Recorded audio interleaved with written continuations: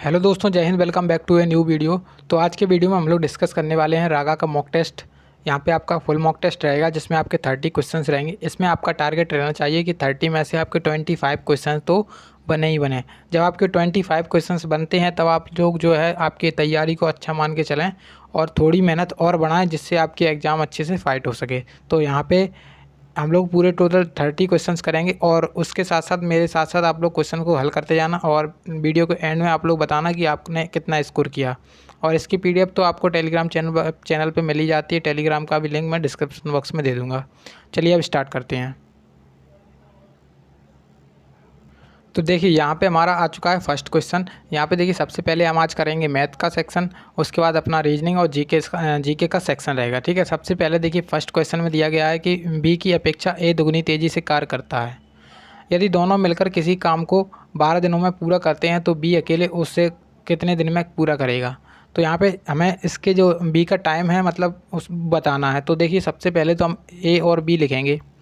तो जैसे ए है किसी काम को बी से दुगनी तेज़ी में कर रहा है, मतलब जैसे बी करेगा, जैसे ए करेगा 1 दिन में तो बी करेगा 2 दिन में। तो इन दोनों को हम मान सकते हैं। तो यहाँ पे x मान लो, ठीक है, 1x 2x। उसके बाद क्या कह रहे हैं, दोनों मिलकर किसी काम को 12 दिन में कर रहे हैं। तो दोनों मिलकर ये कर रहा है 1/x दिन में और ये कर रहा है 1/2x दिन में, और दोनों मिल जाएंगे तब कितने दिन में कर रहे हैं, 1/12 दिन में। ठीक है, जब इस इक्वेशन को सॉल्व करेंगे तो क्या आएगा, तो यहाँ पे देखिए जब इसका सॉल्यूशन करेंगे तो 3 कितना आ जाएगा, तो 3 आ जाएगा 2x, 3/2x आ जाएगा बराबर कितना है 1/12।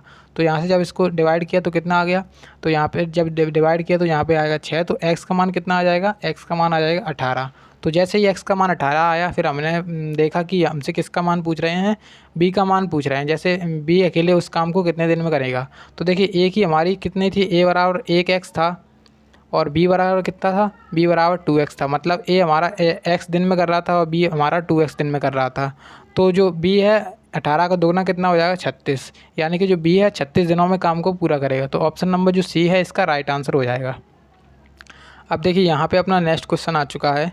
तो नेक्स्ट क्वेश्चन है कुछ इस प्रकार से और इसमें बोल रहे हैं कि किसी गोले के पृष्ठीय क्षेत्रफल और बेलन के वक्र पृष्ठीय क्षेत्रफल का अनुपात क्या होगा यदि दोनों गोले की त्रिज्या और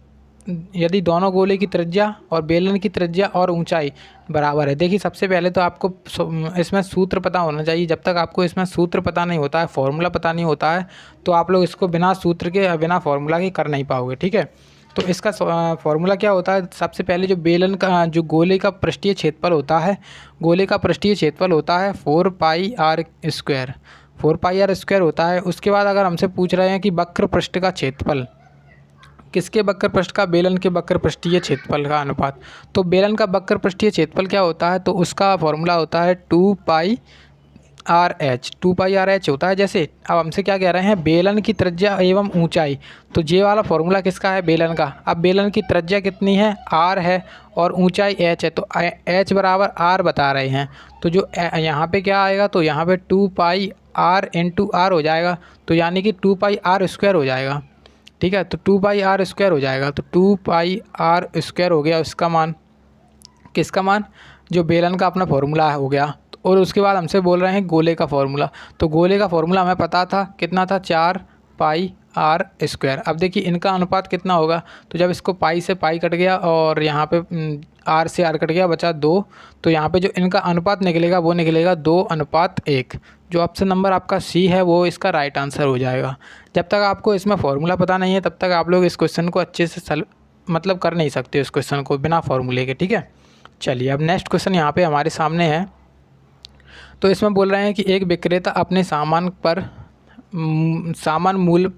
मूल्य क्रय मूल्य से 40% अधिक अंकित करता है। जैसे आप कोई दुकानदार मान लो, जैसे उसमें कोई मूल्य छपा हुआ है, आपने कोई चीज़ खरीदी है 100 रुपये में और उस पर आप लोगों ने 40% अधिक अंकित कर दिया। मतलब उस पर आप लोगों ने लिख दिया कि 140 रुपये की आई है।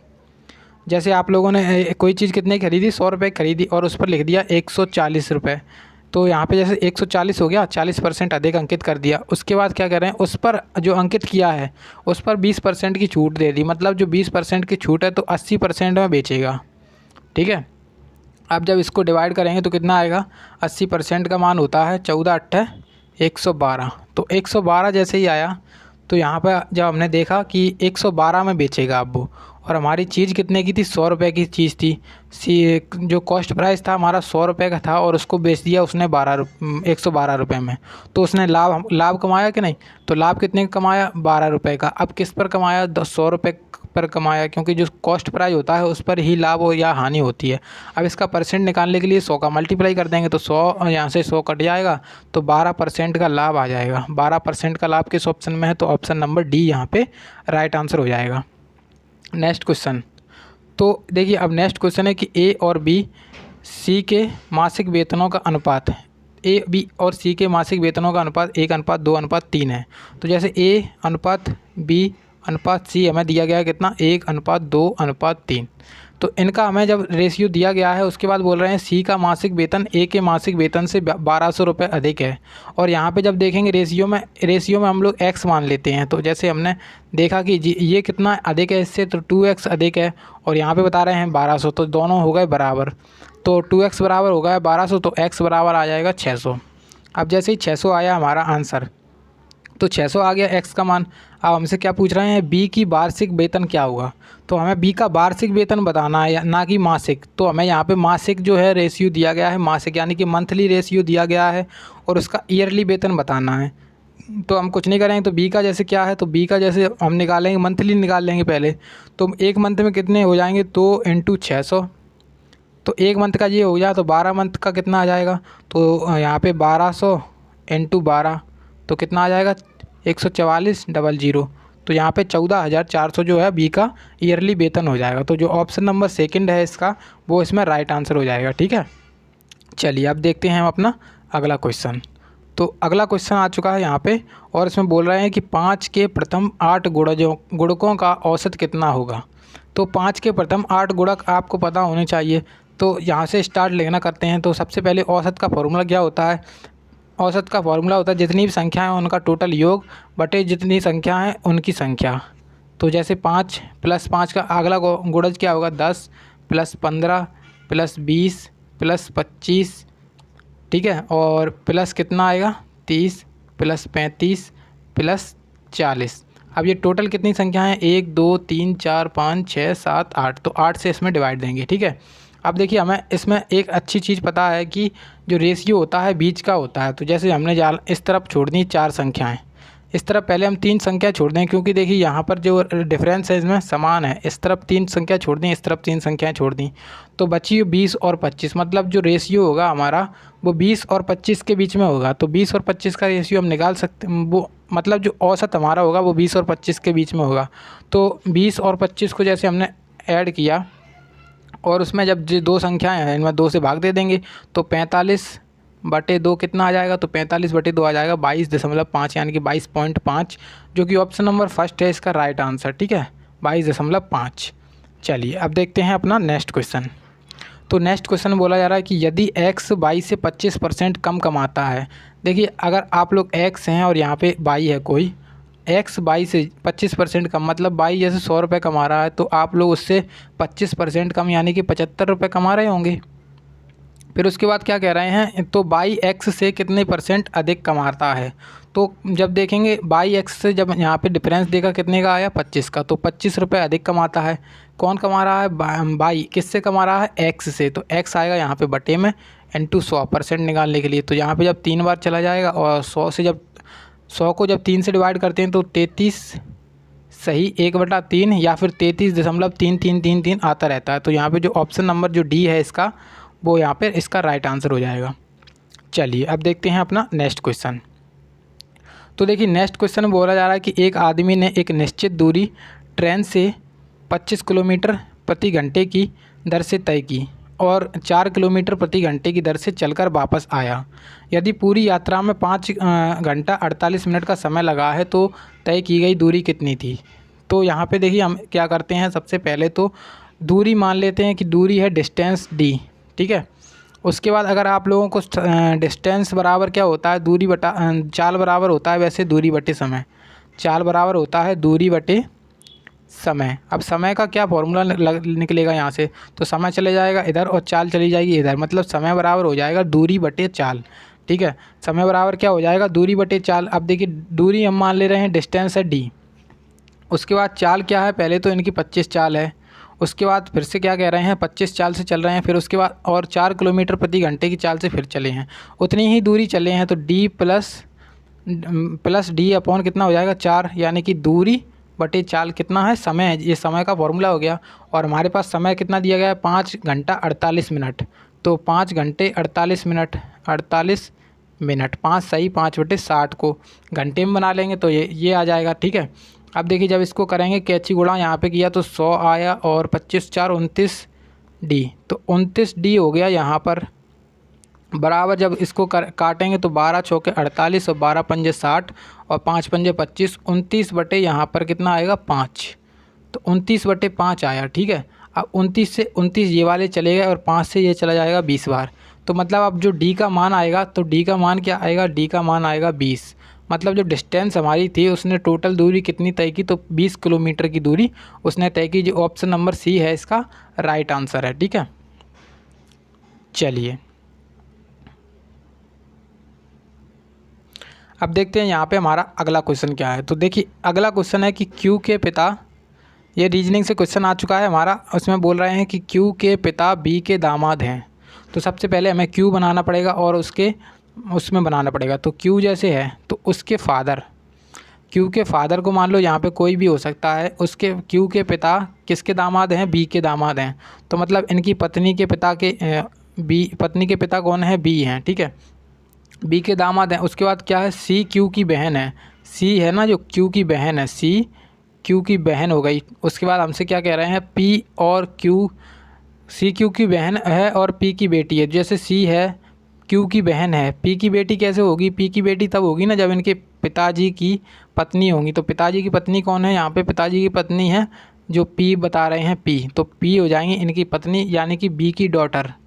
उसके बाद क्या कह रहे हैं, पी डी की माँ है, पी डी की माँ है, पी डी की मामी है, सॉरी पी डी की मामी है। जैसे अब मामी हो गया तो यहाँ पे जो इनकी बहन आएगी, जैसे इनके पिताजी हैं क्यू के, इनकी बहन आएगी, इनकी बहन को कोई कुछ भी मान लो, कुछ भी मान लो, और उसकी डी उसकी लड़की या फिर लड़का मान सकते हो कुछ भी, डी की मामी हो गई कौन, तभी तो मामी होगी जब आपकी बहन की बेटी की आपसे आपकी जो बहन की बेटी होगी तो आपसे क्या कहेगी मामा, और आपकी वाइफ से क्या कहेगी, तो आपकी वाइफ से कहेगी मामी। तो इस प्रकार से हो गया इसमें रिलेशन। अब हमसे पूछ रहे हैं पी और बी के बीच में रिलेशन क्या है, तो पी और बी के बीच में रिलेशन हमें सीधा सीधा दिख रहा है। तो पी और बी है, पी बी की लड़की है, तो बी की लड़की हो जाएगी, तो ऑप्शन नंबर जो अपना सेकंड वाला है बी की बेटी, तो यानी कि इसका आंसर ये हो जाएगा, ठीक है।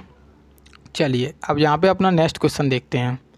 तो नेक्स्ट क्वेश्चन में बोला जा रहा है कि दी गई जोड़ी के समान रूप में रिश्ता ना दर्शाने वाले विकल्प का चयन करें।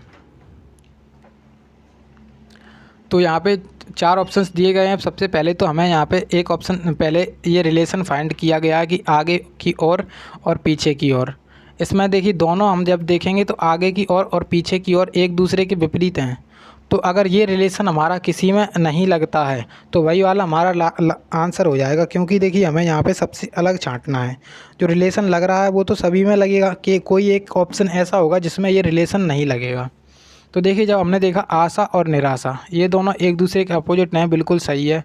प्यार और घृणा, तो ये भी दोनों एक दूसरे के अपोजिट हैं।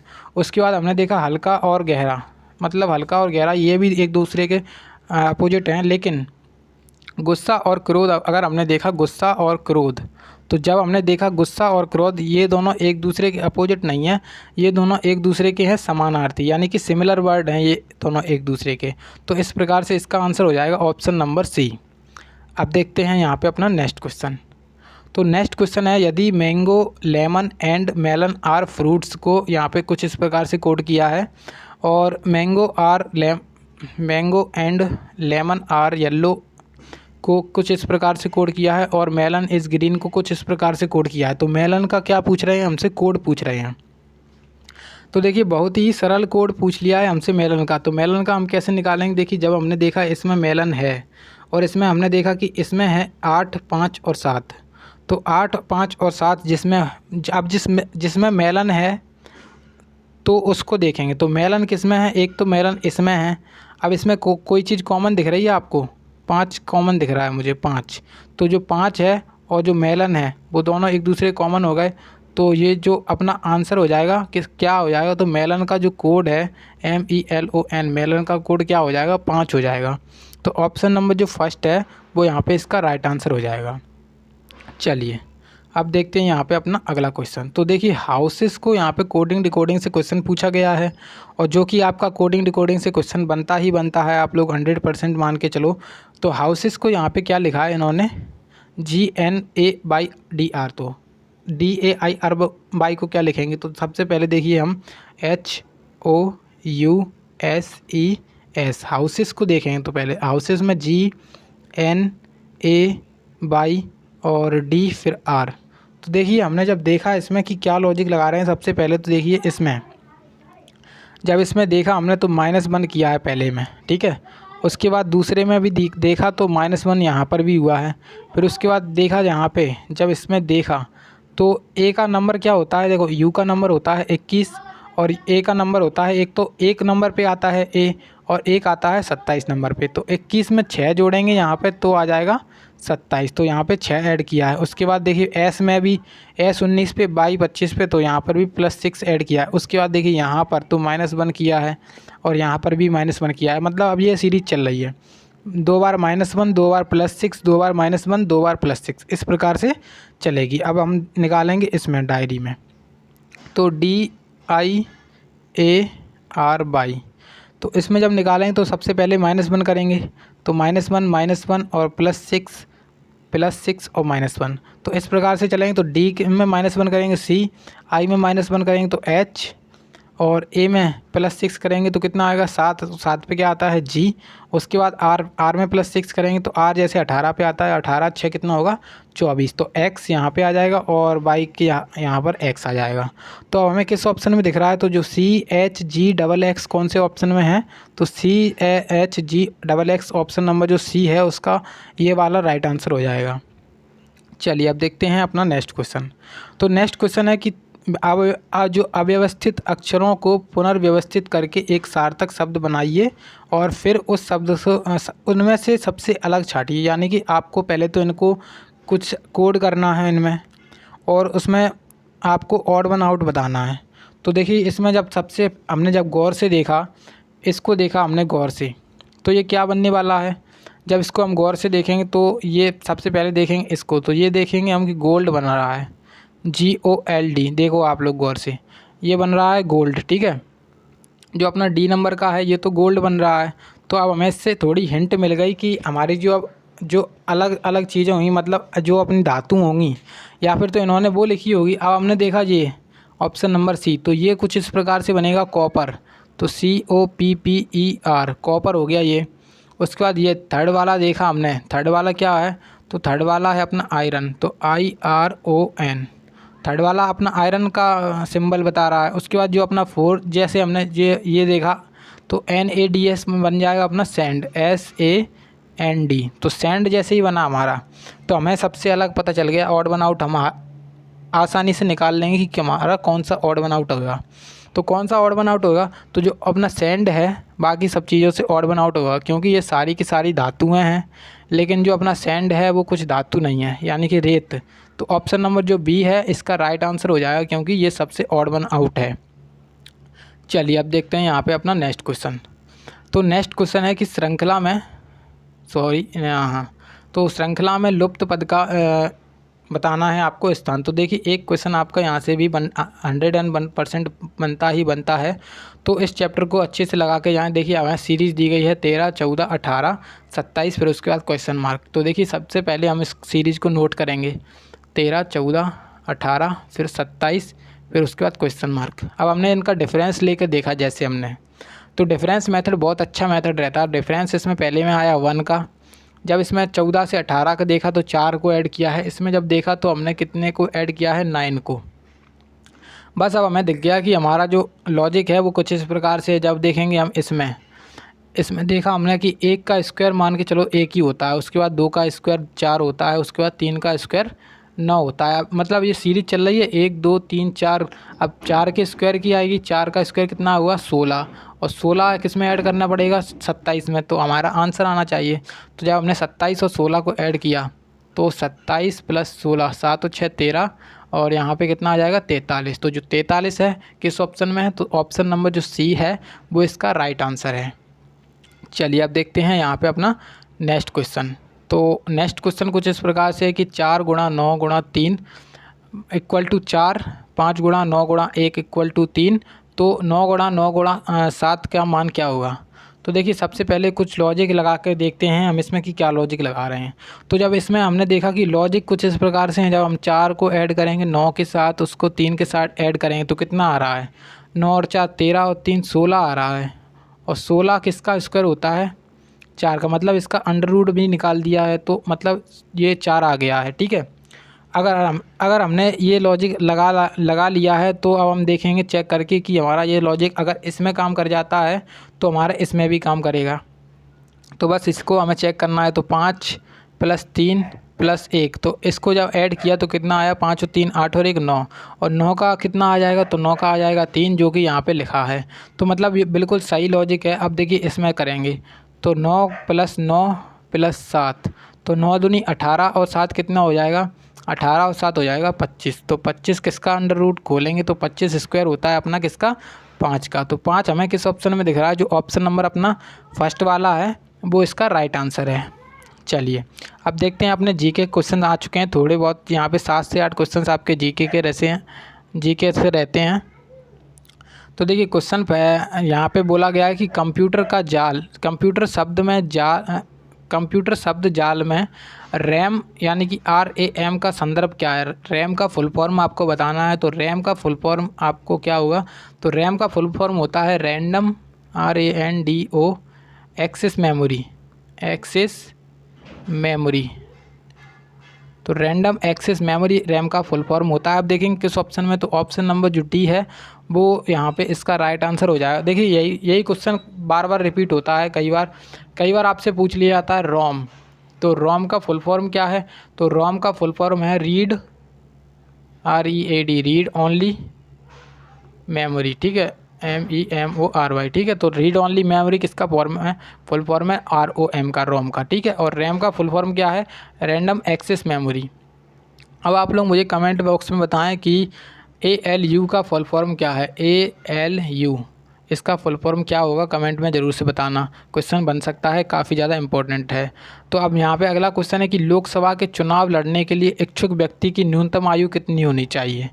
तो लोकसभा के चुनाव लड़ने के लिए इच्छुक व्यक्ति की न्यूनतम आयु कितनी होनी चाहिए। 4 ऑप्शंस यहाँ पे आपके सामने 21 वर्ष, 25 वर्ष, 30 वर्ष और 35 वर्ष। तो जो यहाँ पे 25 वर्ष है वो इसका राइट आंसर हो जाएगा। ठीक है, तो लोकसभा सदस्य बनने के लिए भी न्यूनतम आयु आपकी 25 वर्ष होनी चाहिए। और अगर आपसे पूछ लिया है कि राज्यसभा के सदस्य बनने के लिए कितनी न्यूनतम आयु होनी चाहिए, तो राज्यसभा के बनने के लिए 30 वर्ष होनी चाहिए न्यूनतम। ठीक है, चलिए अब देखेंगे यहाँ पर अपना नेक्स्ट क्वेश्चन। तो देखिए नेक्स्ट क्वेश्चन है कि राजा हर्षवर्धन के दरबारी कवि कौन थे। तो आपने सुना, हिस्ट्री अगर पढ़ी होगी तो राजा हर्षवर्धन के बारे में ज़रूर पढ़ा होगा। तो राजा हर्षवर्धन के दरबारी कवि थे वो थे बाणभट्ट। और बाणभट्ट के बारे में दो चार इंपॉर्टेंट बुक्स हैं इनकी, जो कि आपके एग्ज़ाम में बार बार पूछी जाती हैं। तो इम्पोर्टेंट बुक्स काफ़ी ज़्यादा हैं, तो बुक्स भी आपके एग्ज़ाम में पूछ ली जाती हैं कि किसकी हैं। तो इनकी एक बुक थी कादम्बरी। ठीक है, तो कादम्बरी बुक एक थी, तो काफ़ी ज़्यादा इम्पोर्टेंट है कादम्बरी बुक। और एक और थी, कौन सी थी, हर्षचरित्रम। ठीक है, हर्षचरित्रम। तो हर्षचरित्रम और कादम्बरी बुक तो किसके लेखक हैं, बाणभट्ट द्वारा लिखी गई है। अब एक बुक और थी, एक बुक अर्थशास्त्र किसके द्वारा लिखी गई थी, तो अर्थशास्त्र जो थी अपनी वो चाणक्य के द्वारा लिखी गई थी, चाणक्य। ठीक है, चाणक्य के द्वारा अर्थशास्त्र लिखी गई थी। अब आप मुझे बताएं कि कुमार संभवम बुक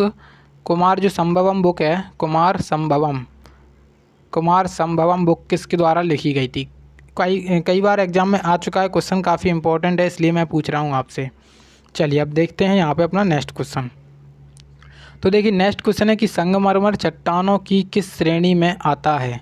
तो संगमरमर और चट्टानों की किस श्रेणी में आता है? संगमरमर आता है आग्नेय चट्टानों की श्रेणी में, ठीक है। तो ये क्वेश्चन आंसर हो जाएगा आपका, जो आग्नेय चट्टानें होती हैं उनकी श्रेणी में आता है संगमरमर पत्थर। नेक्स्ट क्वेश्चन, तो नेक्स्ट क्वेश्चन है कि निम्नलिखित में से कौन सा उत्पादन संघ कार्टेल के उदाहरण हैं? तो जो अपना पेट्रोलियम निर्यातक देश होते हैं, देशों का संगठन ओपेक जैसे कहा जाता है, वो अपना उत्पादन संगठन कार्टेल का उदाहरण है, ठीक है। चलिए अब देखते हैं यहाँ पे अपना नेक्स्ट क्वेश्चन।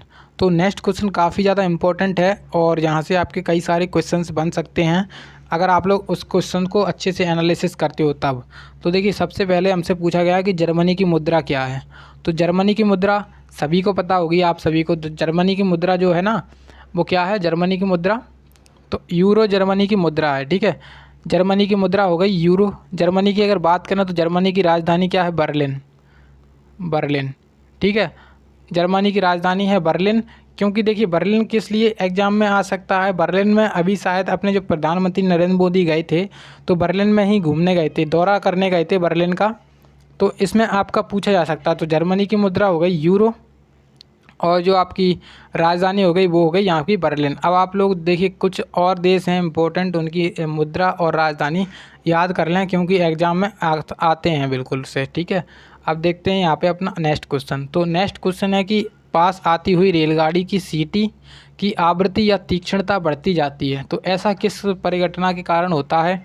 तो जब आप कोई रेलवे स्टेशन वगैरह आप खड़े होते हो तो रेलगाड़ी की, जैसे आपके पास रेलगाड़ी आती ही जाती है तो उसकी जो सीटी की है ना, उसकी फ्रिक्वेंसी और तीक्ष्णता बढ़ती जाती है। ऐसा किस कारण से होता है? तो ऐसा जो डॉपलर प्रभाव है उसके कारण से होता है। डॉपलर प्रभाव के कारण, डॉपलर ने जो परिघटना प्रभाव दिया था उसके कारण से होता है। चलिए अब देखते हैं यहाँ पे अपना नेक्स्ट क्वेश्चन।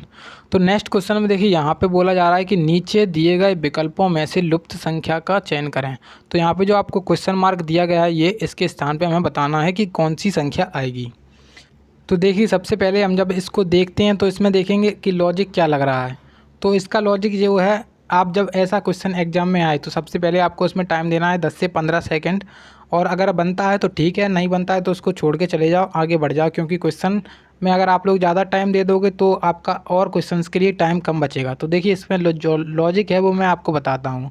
तो देखिए सबसे पहले अगर हमने किया 9 का स्क्वायर, तो 9 का स्क्वायर आया 81। उसके बाद अगर हमने 6 का स्क्वायर किया तो 6 का स्क्वायर आया 36। अब इसको अगर एक दूसरे में से घटाएंगे तो 81 में से 36 जाएगा तो कितना बचेगा? देख लेते हैं घटा के। तो 11 में से 6 गया 5 और यहाँ पे 4, मतलब 45।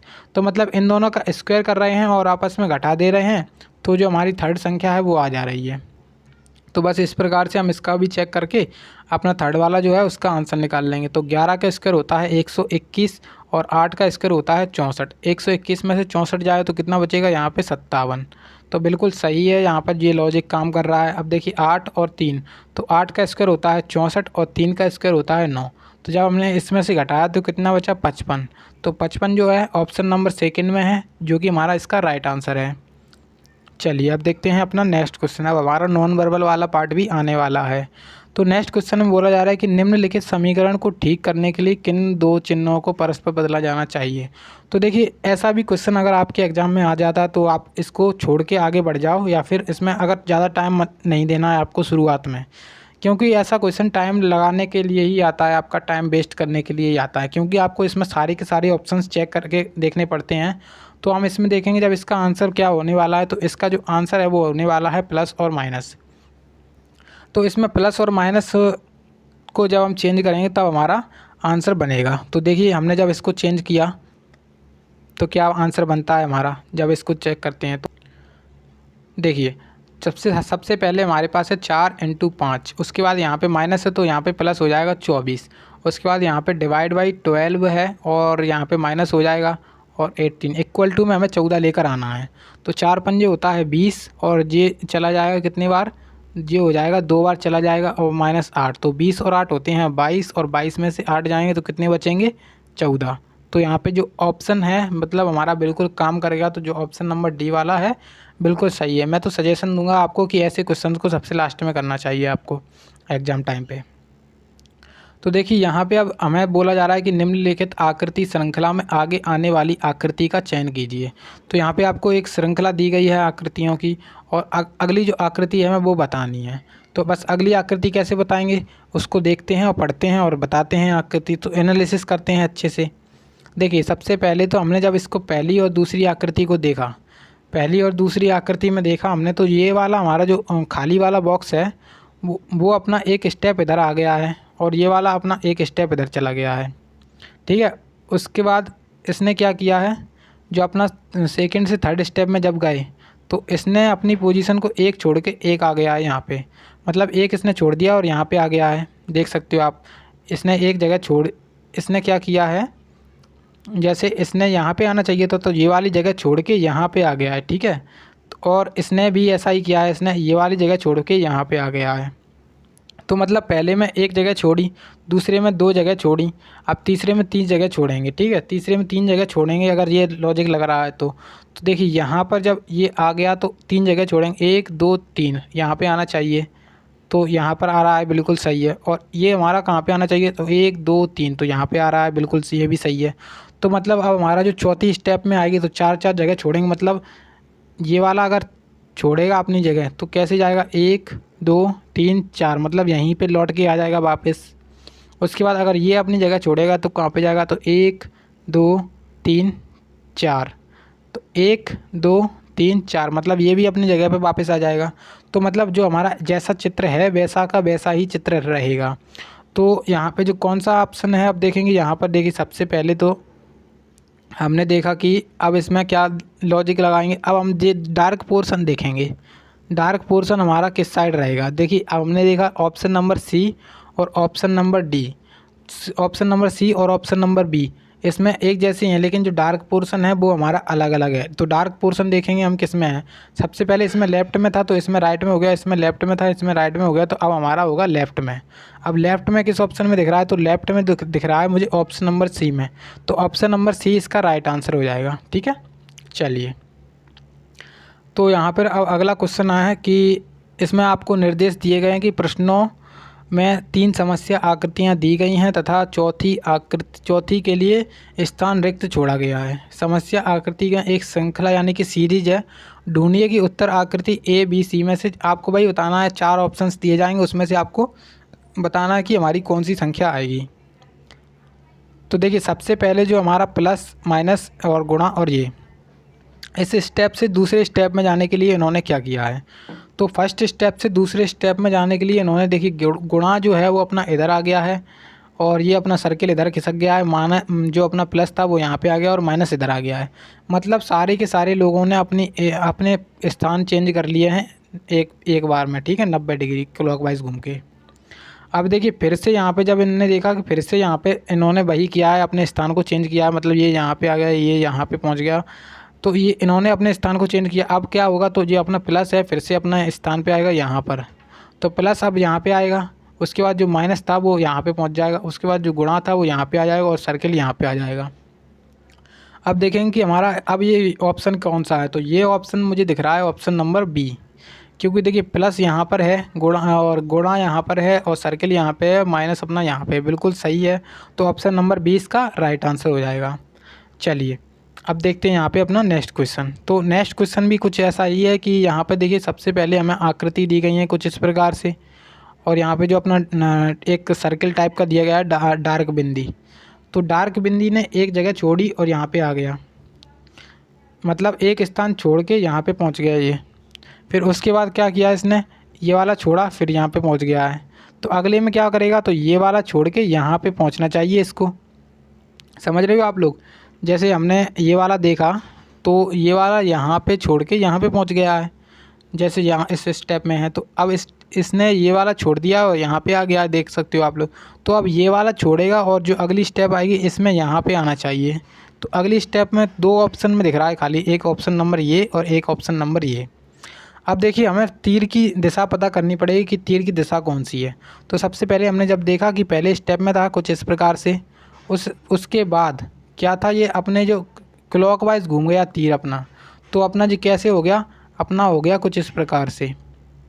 ठीक है, अब ये फिर से क्लॉकवाइज घूम गया 90 डिग्री, तो अपना कैसे हो गया, ये हो गया कुछ अपना इस प्रकार से।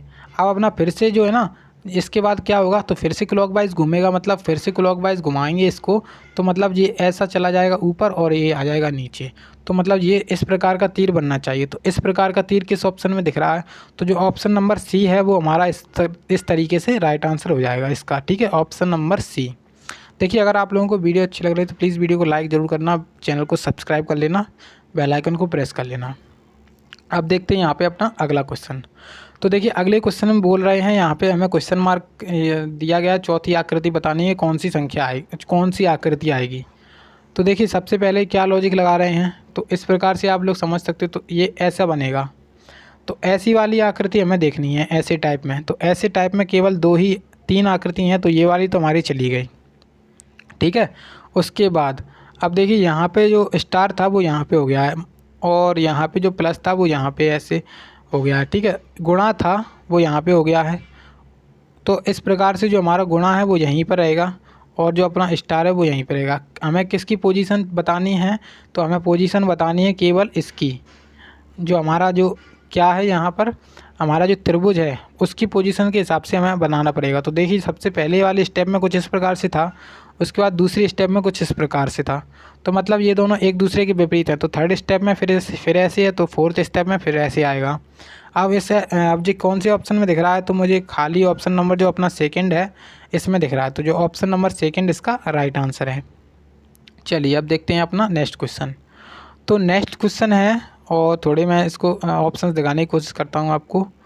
हाँ, तो ऑप्शंस कुछ इस प्रकार से देखिए। सबसे पहले तो इसने एक लाइन खींची है और इसको कितने पार्ट में डिवाइड किया है, तो इसको देखते हैं। तो सबसे पहले एक लाइन इसमें खींच दी और सर्किल को कर दिया 2 पार्ट में डिवाइड। तो फिर उसके बाद इसने खींची है 2 लाइन, तो कितने पार्ट में हो गई हैं, 3 पार्ट में डिवाइड। तो देखिए पहले एक लाइन, फिर 2 लाइन, फिर 1 2 3 लाइन, ठीक है। 3 लाइन खींची। अब अगले में कितनी लाइन आनी चाहिए, 4, 1 2 3 4।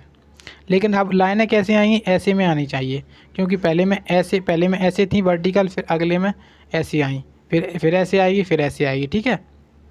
तो देखिए अब ऑप्शंस देखेंगे और अपना आंसर लगाएंगे। तो खड़े वाली लाइनें कितनी हैं, खड़े वाली लाइनें तो पहले तो ये ऑप्शन हटा ही देते हैं।